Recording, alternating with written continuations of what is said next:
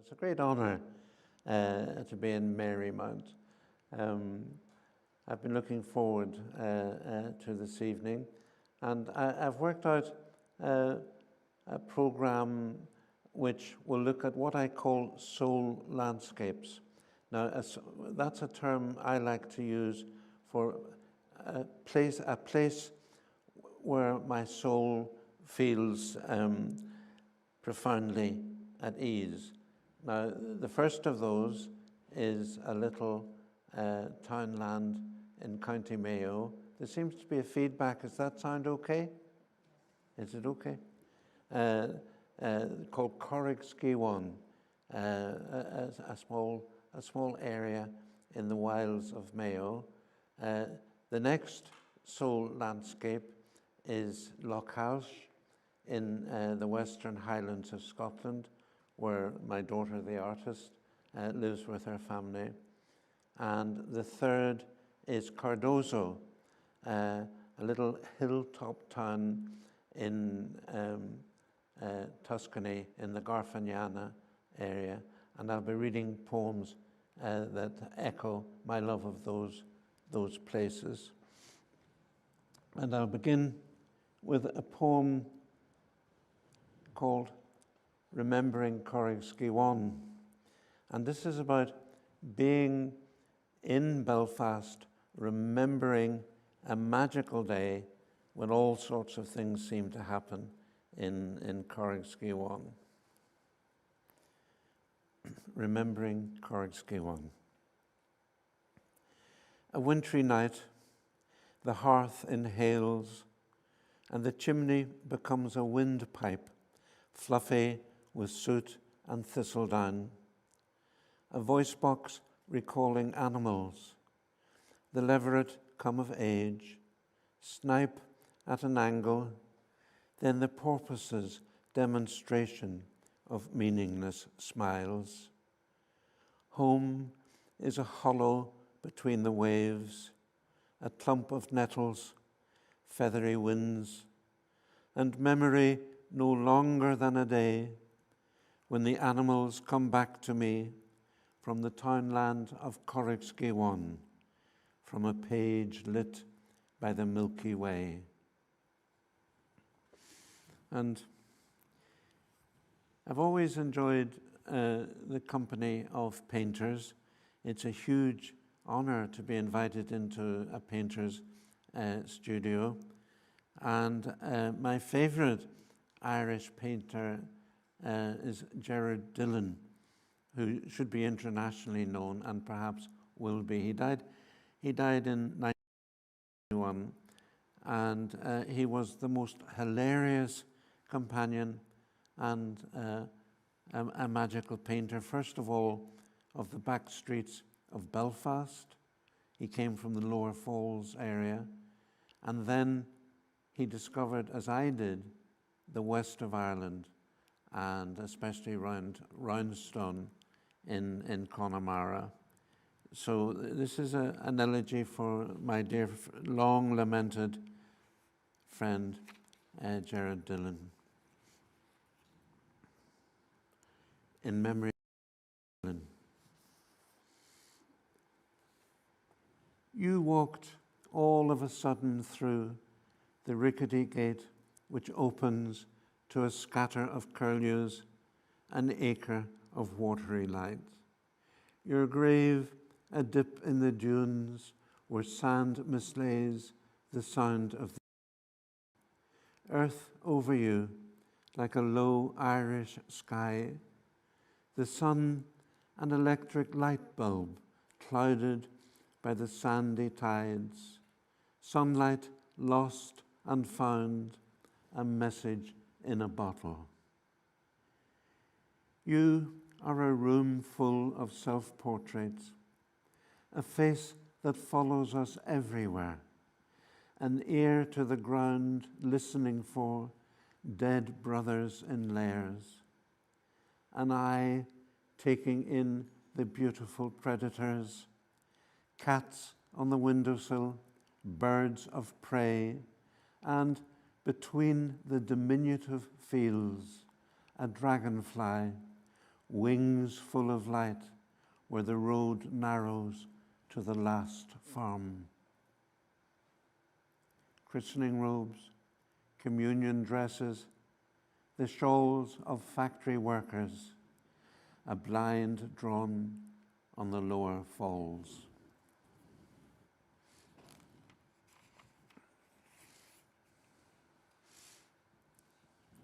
Now, one of my dear friends in the west of Ireland, in County Mayo, was a smallholder, had a small farm called Joe O'Toole. And unlike most of the farmers there, he admitted to me his love of the birds and the wild flowers. Most of the smallholders, the farmers in that part of the world, like to say there's no money in scenery, there's no food. You can't eat scenery, they say. And anyway, I loved Joe. He was a man of infinite subtlety and refinement. And if he hadn't been a farmer, would have been a professor of something in a university. And he was an expert on motor engines in the days when to drive a car in the west of Ireland, you had to know about a carburetor and the choke and the starter engine. Now, Joe was an expert in all of those, which he could fit, but his head would go under the bonnet and he'd fix it with a bit of chewing gum and a hairpin in a magical way. And then he'd stand up and he'd say, give her a turn, and you'd turn it, and this stubborn engine would all of a sudden start, and he'd stand there with a wonderful, self-satisfied smile on his face. So here's a poem in memory of him. I miss him terribly. Now, there's a word here which you won't know, duch. It's what in Mayo they call the macher, which is what in Scotland they call a flat sandy area, which provides some grazing. And the poem ends with two beautiful words in English: a holt, which is an otter's place where it lives, its den, and a hover. There's another beautiful word. Now, the hover is the temporary resting places throughout the landscape, throughout its range, where an otter retires for a rest. Okay. Between hovers, in memory of Joe O'Toole. And not even when we ran over the badger did he tell me he had cancer, Joe O'Toole, who was psychic about carburetor and clutch and knew a folk cure for the starter engine. Backing into the dark, we floodlit each hair like a filament of light our lights had put out somewhere between Kinnadui and Talabon. I dragged it by two gritty paws into the ditch. Joe spotted a ruby where the canines touched. His way of seeing me safely across the duch was to leave his porch light burning, its sparkle shifting from widgeon to teal on Corrigan Lake. I missed his funeral. Close to the stony roads, he lies in Killeen churchyard over the hill. This morning, on the burial mound at Temple du Mor, encircled by a spring tide and taking in Clunamana and Clagan and Corrigsky-One, the townlands he'd wandered, tending cows and sheep. I watched a dying otter gaze right through me at the islands in Clew Bay, as though it were only between hovers and not too far from the Holt.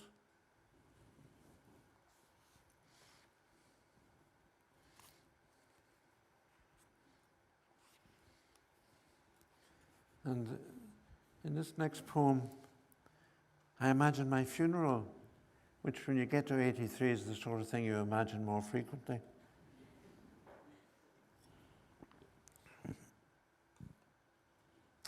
And the nearest little town to the cottage in Corrigsky-One is Louisburg. And I imagine my funeral going down the little street. I was going to say the main street of Louisburg, but there is only one street. In those days, when I wrote it, which was way back in about 1986, the telephone boxes were made of concrete. So I'll read this. Although it's about my funeral, it's meant to be funny. So if you want to laugh at my funeral, you may. I want my funeral to include this detour down the single street of a small market town. On either side of the procession, such names as Philbin, O'Malley, McNamara, Keane. A reverent pause to let a herd of milkers pass will bring me face to face with grubby parsnips, cauliflowers that glitter after a sun shower, then hay rigs, broom handles, gas cylinders. Reflected in the slow sequence of shop windows, I shall be part of the action when his wife, draining the potatoes into a steamy sink, calls to the butcher to get ready for dinner, and the publican descends to change a barrel. From behind the one locked door for miles around, I shall prolong a detailed conversation with the man in the concrete telephone kiosk about where my funeral might be going next.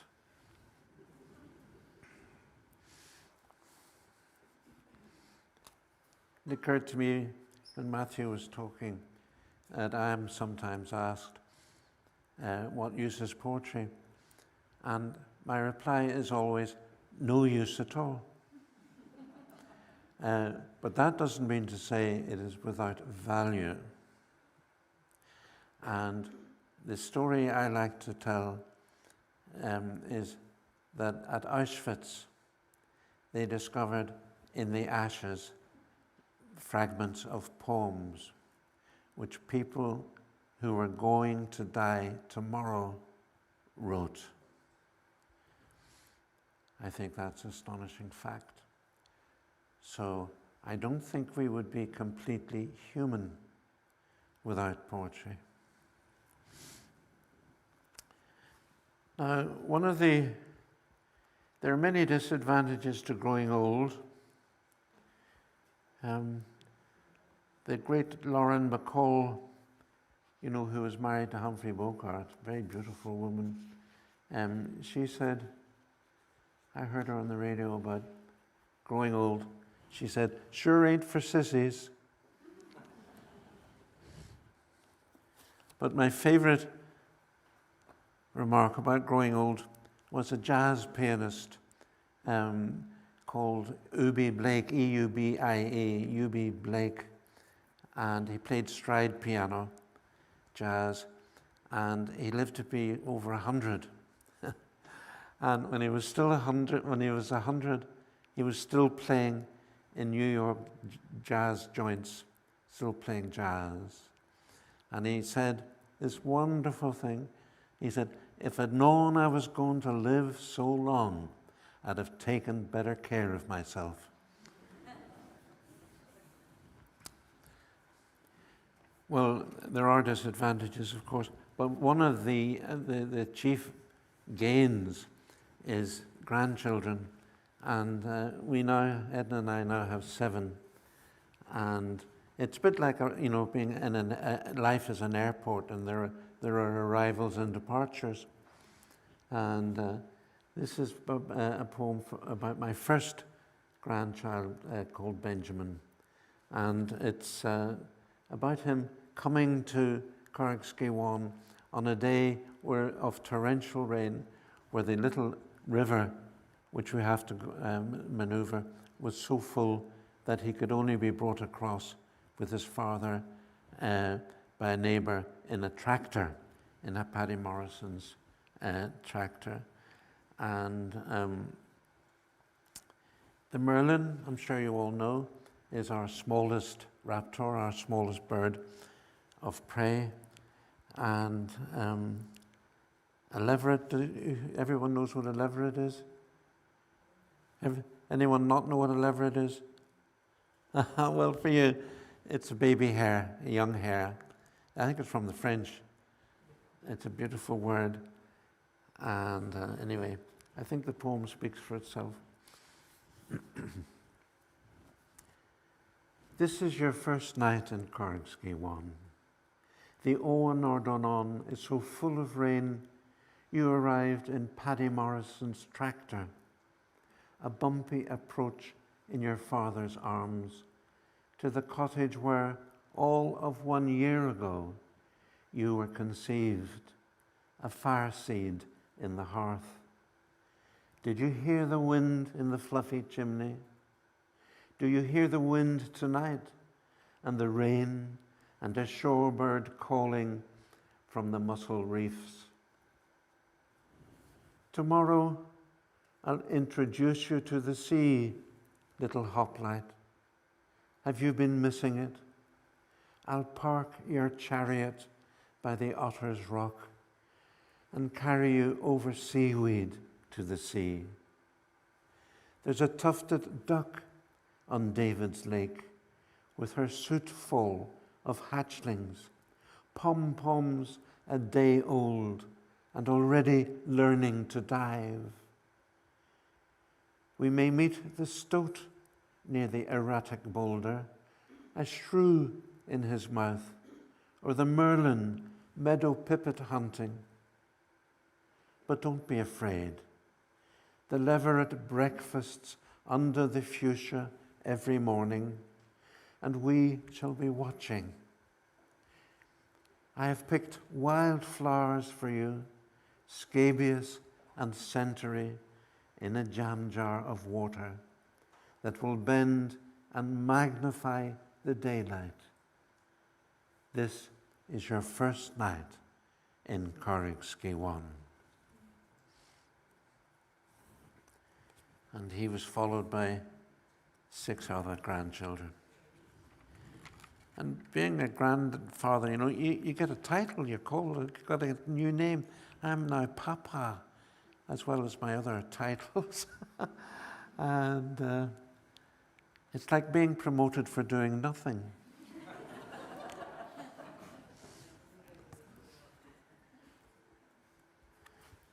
And this is a poem that goes back to the beginning of what we call the Troubles.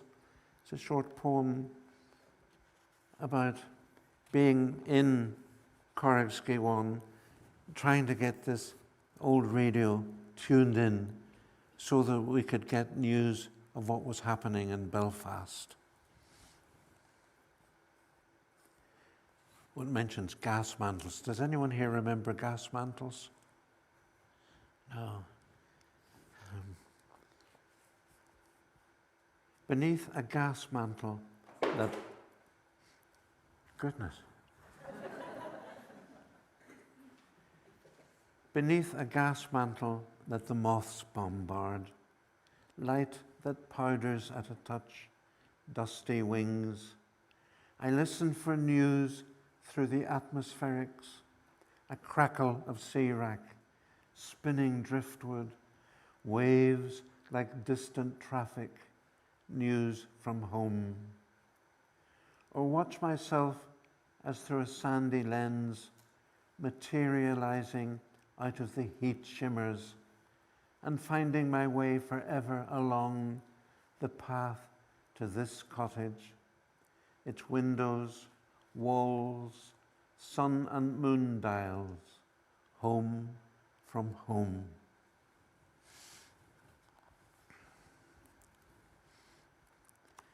And touching on the troubles,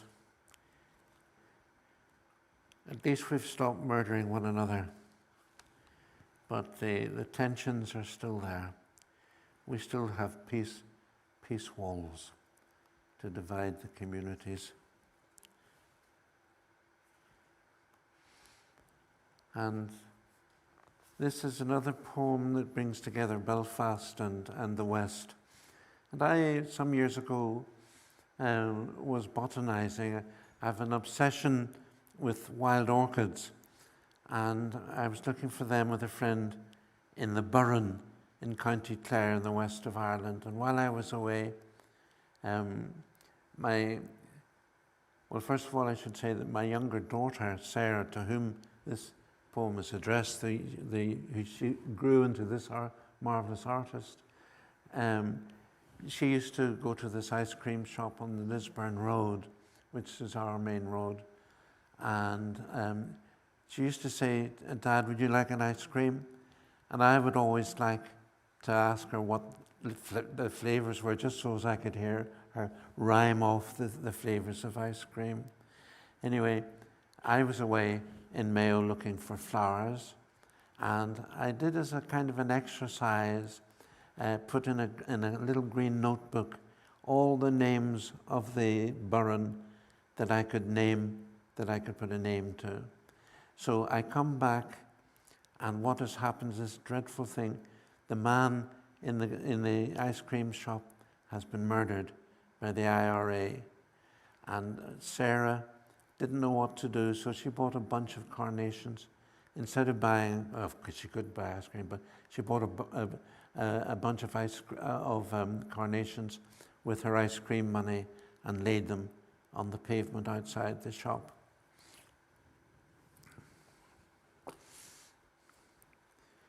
The ice cream man.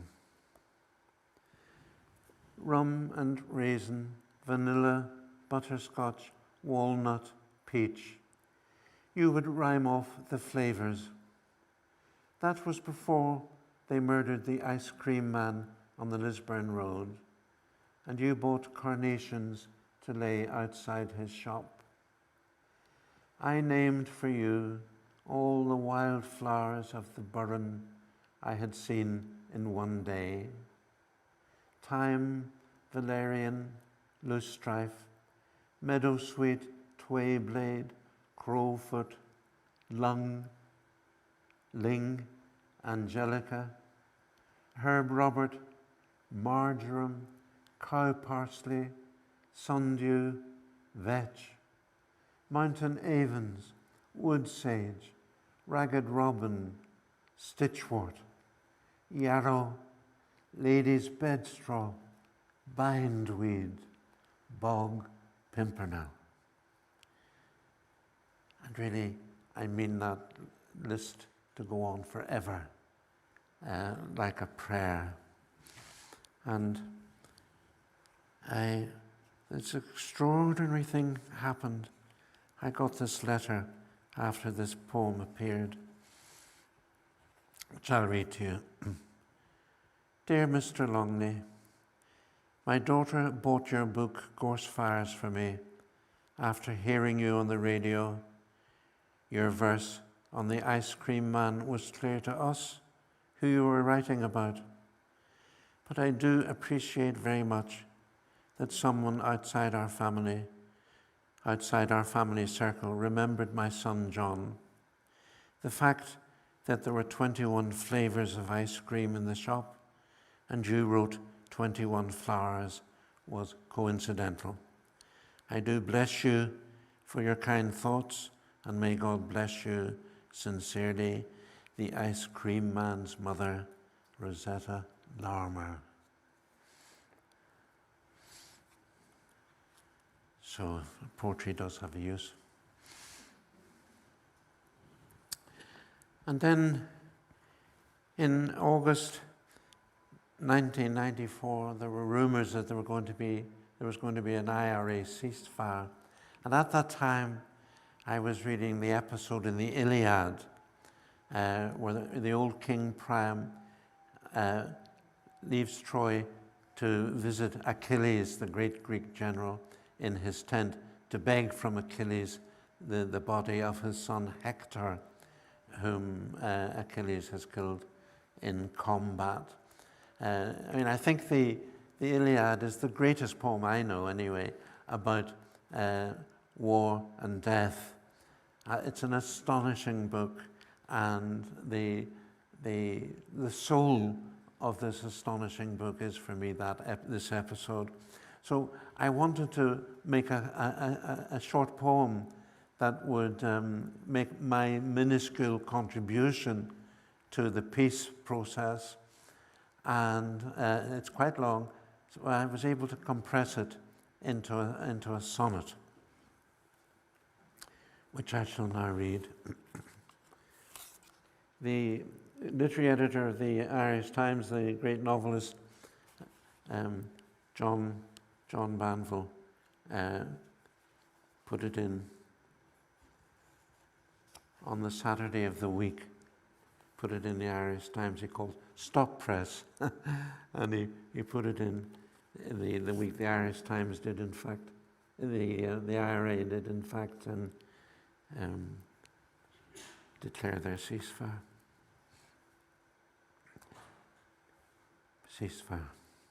Put in mind of his own father and moved to tears, Achilles took him by the hand and pushed the old king gently away. But Priam curled up at his feet and wept with him until their sadness filled the building. Taking Hector's corpse into his own hands, Achilles made sure it was washed and, for the old king's sake, laid out in uniform, ready for Priam to carry, wrapped like a present, home to Troy at daybreak. When they had eaten together, it pleased them both to stare at each other's beauty as lovers might. Achilles built like a god, Priam good-looking still and full of conversation, who earlier had sighed, I get down on my knees and do what must be done, and kiss Achilles' hand, the killer of my son.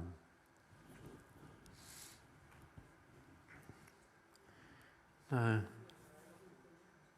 sorry? Okay. If anyone wants to shout or ask a question, it might be better if you waited, but if you feel the urge, do please. Now, I want to move to another soul landscape, which is behind me. This is Lochhouse in the Western Highlands. And it's a First World War poem. Behind my daughter's cottage, there's a very, very steep hill. I can only get up it on my hands and knees.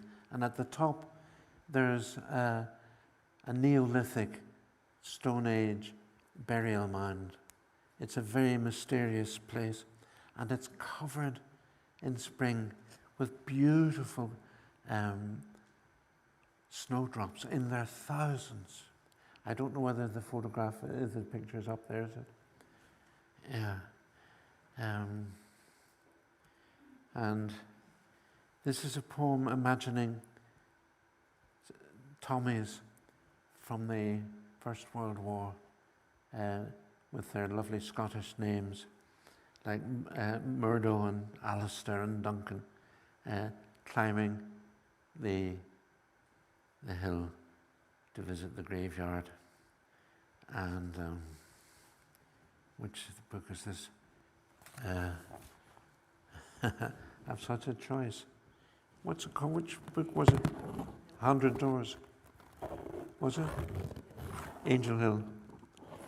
Where would I be without you, Edna? Snowdrops.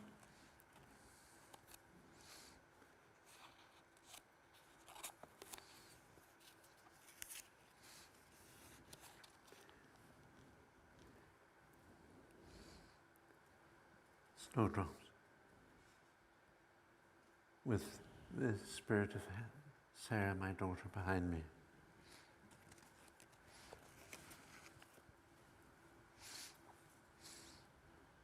Inauspicious between headstones on Angel Hill, wintry love tokens for Murdo, Alistair, Duncan. Home from the trenches, back in Balmacara and Kyle, Cameronians, Gordon Highlanders, clambering on hands and knees up the steep path to this graveyard. The snowdrops whiten, green-hemmed frost piercers, buttonhole or posy, Candlemas bells for soldiers who come here on leave and rest against the rusty railings like out-of-breath pallbearers. Pallbearers being people who carry the coffin, isn't that right? I love wildflowers, and snowdrops are among my favourite. And here's a poem called Solstice, and it's about going for a walk towards Lochhouse, and it celebrates two little birds, the nuthatch and the tree creeper. Now, their habits are different, so I'll let them tell you in the poem about how they behave. Solstice. Water encounters, I walk without grandchildren into the Lochhouse silence, the puddle-lit salt marsh.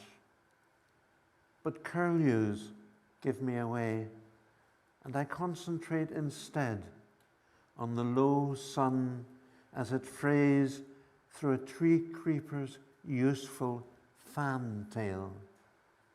Unlike the nuthatch, it can climb only upwards in spirals. Bark mouse, crevice snoozer.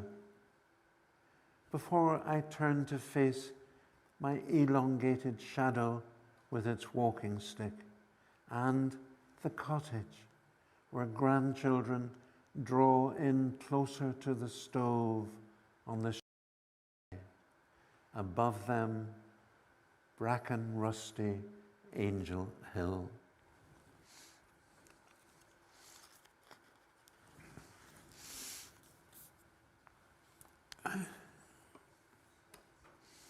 Now, Hill too, isn't it? I know, where am I? Amelia's model. Oh yes.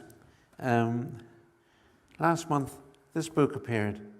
It's terrific at the age of 83 still to be producing poetry and to still have people who want to publish it.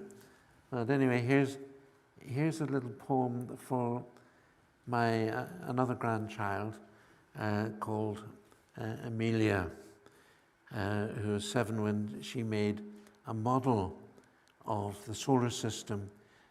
She made it out of wire and a barbecue skewer and buttons. Each planet had a button. So here's this poem, Amelia's model. In her model of the solar system, my 7-year-old cosmologist, ties to a barbecue skewer with fuse wire the planets, buttons. For Venus, an ivory button. Mercury, silver beside the sun. Mother of pearl for Jupiter. Red and green for Mars and Earth. For Saturn's rings, a pipe cleaner, so that in the outer darkness, close to the kitchen, her brown eyes represent Uranus, Neptune. Amelia, you didn't include Pluto in your wire sculpture of the solar system. Tiny and very far away, an ice world of ice mountains and methane snow, a dance of 5 moons unlit by the sun, the god of the afterlife's kingdom. We shall go there when we die, dear child.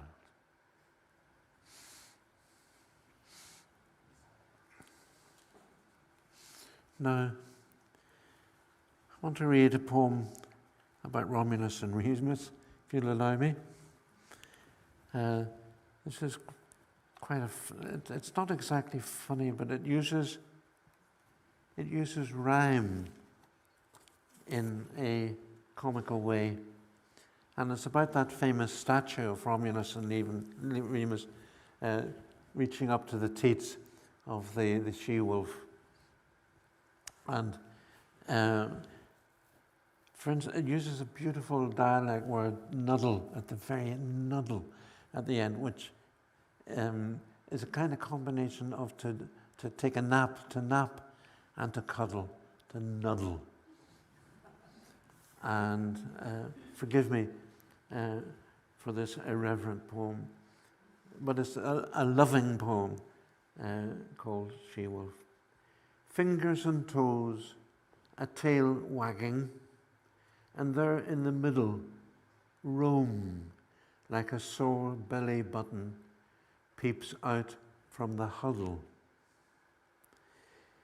She licks Romulus and Remus the moment they piddle, her cold nose tickling the heads that nod off and nuddle.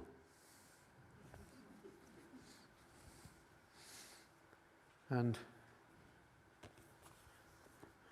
a poem now about Cardozo, this lovely place where we go thanks to a dear Swiss friend called Ron Uritt. And this is about tidying up the little garden, which is in front of his casa. But it's only about the size of this table.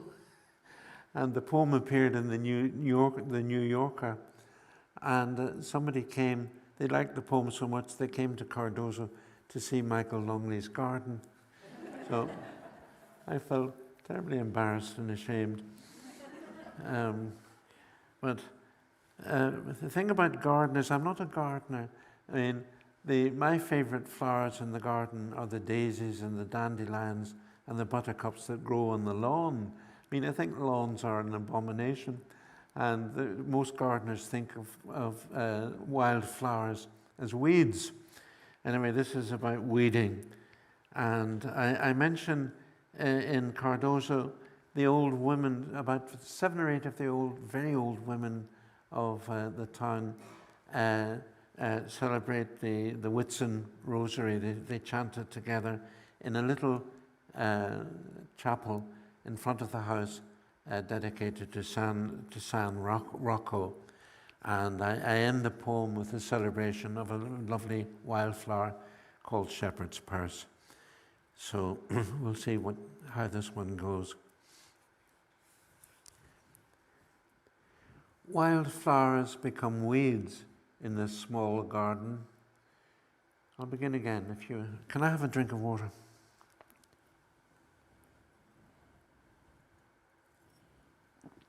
You see, if you'd shouted no, I'd have obeyed you. Gardening in Cardozo. Wildflowers become weeds in this small triangular Garfagnana garden, where I uproot herb robert, spurge, wall-devouring valerian, garlicky ramsons, dead nettles. What about oregano, no higher than dog's piss, and pennywort protecting the lizard's hideaway? I cut back the wild fig tree, its roots under the casa, squeezing our water pipes. Dozy snails, its only fruit. From acacia, Belus, unrelieved, a sexual heaviness marries me to 5 old women, last in the village to chant the Whitsun rosary next door at San Rocco's shrine.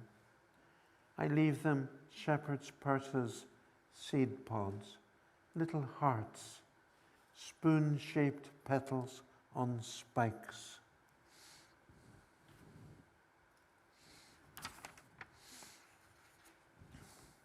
And here's another Cardozo poem. There's about 3 or 4 stories in this not very big casa, and right down at the bottom in the shadows is where Ron keeps his firewood. And the firewood at the very back is never going to be burned. By the time it's used, it will have disintegrated. By the time it's needed, it will have disintegrated into dust. And this is about me going down this spiral staircase and bringing up firewood as my gesture to the casa, and to be used when I'm not there in the winter.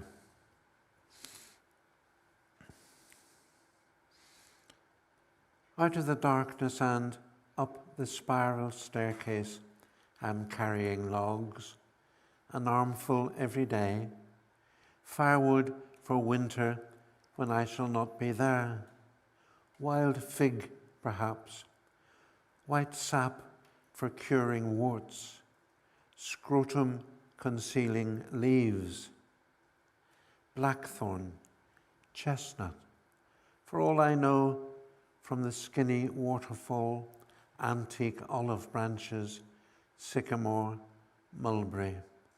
At the back of the woodpile, underneath the casa, logs that will never burn, disintegrating year by year. Forgetfulness, woodlouse, scorpion.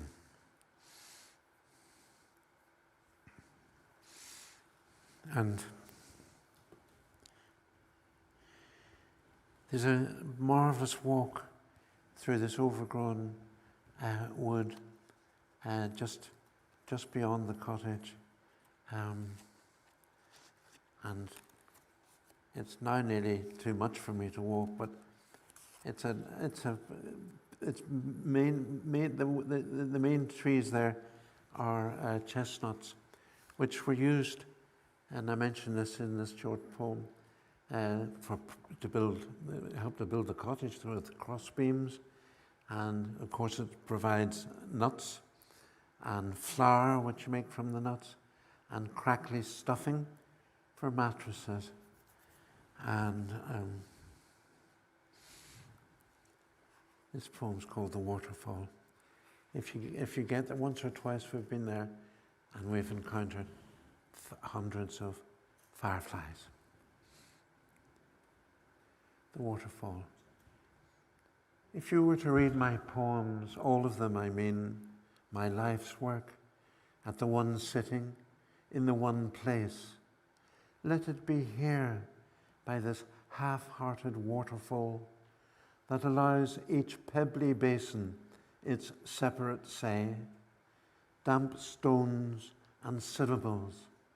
Then, as it grows dark and you go home past overgrown vineyards and chestnut trees, suppliers once of crossbeams, moon-shaped nuts, flour, and crackly stuffing for mattresses.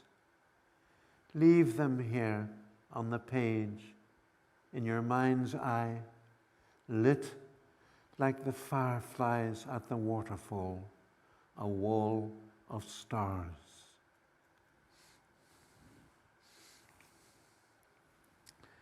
And I'll end. Have I gone on long enough? I've probably gone on too long, have I? No. Just I'll end with a poem called After Amergin. Now, Amergin was the legendary bard of the ancient Ulster cycle, historical poem, and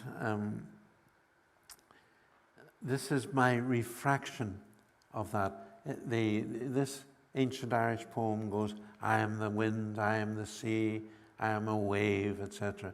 I take that formula and I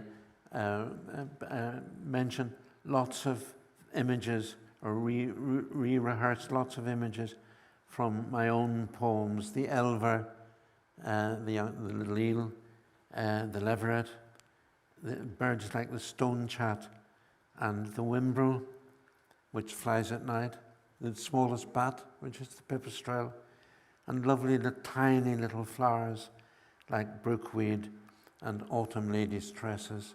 Autumn lady's tresses is a lovely wild orchid. So, well, thank you for listening to me.